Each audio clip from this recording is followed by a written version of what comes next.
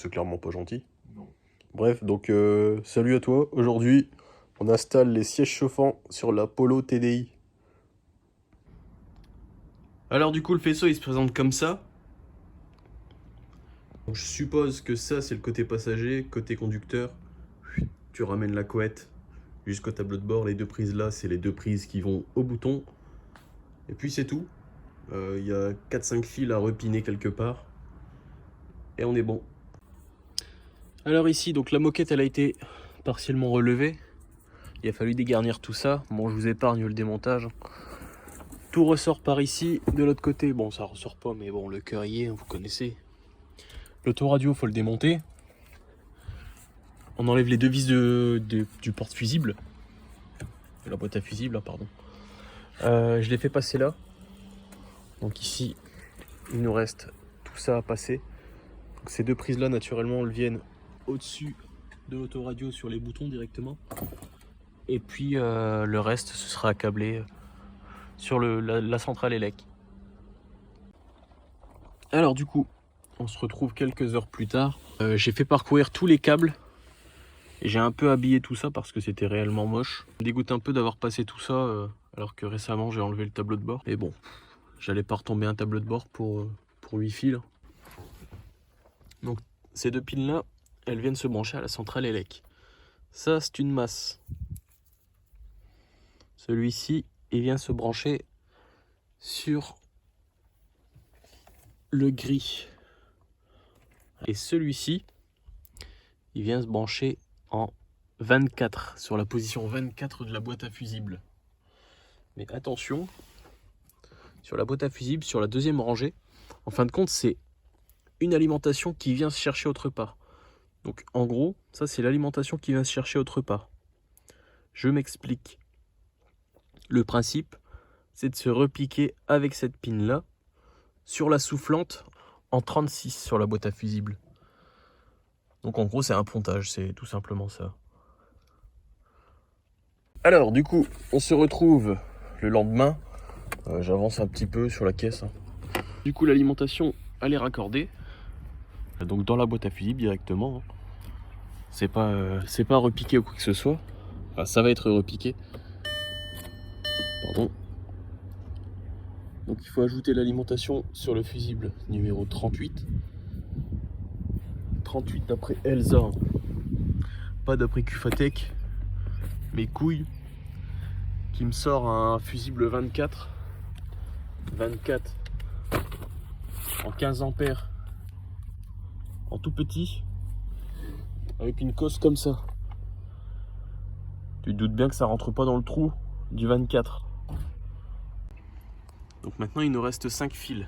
La masse, l'éclairage des boutons et les deux fils des commandes. Et pour finir, celui-ci sur lequel on va ponter la soufflante. Go.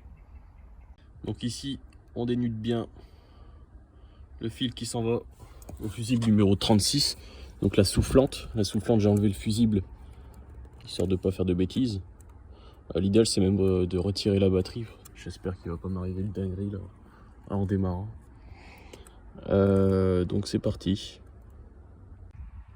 Donc là j'ai fait mon épissure. Ça va être difficile de la montrer. On voit que dalle, il n'y a pas de place. Voilà. Bon, j'ai mis du scotch comme je pouvais, hein. C'est pas évident. Et donc celui-ci, il s'en va au 38 et non pas 32 ou 24. Donc 38 qui est ici. Allez go.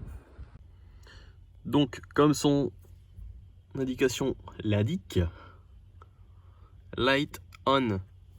Donc sur la pin numéro 17 sur ton Komodo.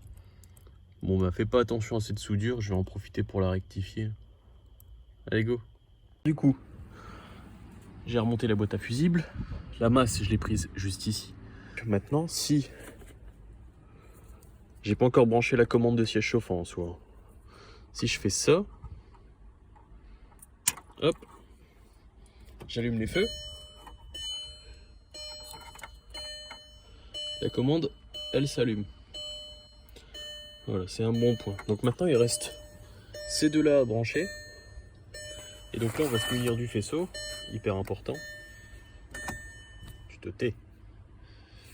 Donc qui sont T18 B10 et T18 B3. Allez go.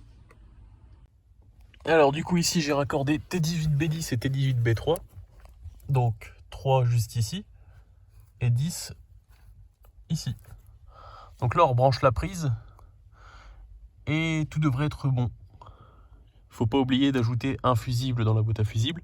15 ampères, c'est l'emplacement 38. Allez go.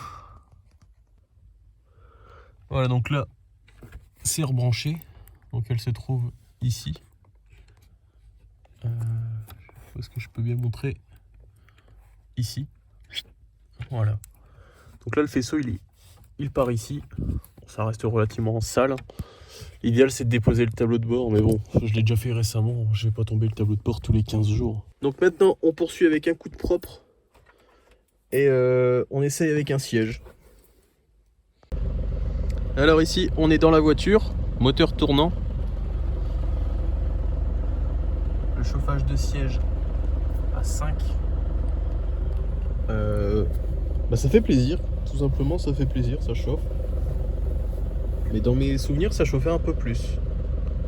Une bonne chose de faite, maintenant je vais remonter l'autre siège et je vais regarder si tout fonctionne aussi. Alors je reprends, j'ai installé le siège. Celui-ci il chauffe, par contre celui-ci ne chauffait pas.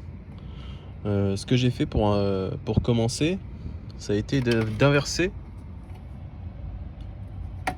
les deux switches pour vérifier si le switch ne fonctionnait, fonctionnait ou non. Il se trouve que lorsque je mets le potentiomètre sur 5 et que je mesure sur la prise, je garde 12 volts, 12,24. Tandis que lorsque je mets à 5, je suis censé avoir 12,30 volts. Donc j'ai inversé ces deux boutons et ça fonctionne. Donc le siège passager chauffe et celui-ci ne chauffe plus. Donc on en conclut que c'était un bouton qui ne fonctionnait pas. Donc il va falloir procéder au remplacement de ce bouton. Alors du coup, donc l'intérieur il a été remonté.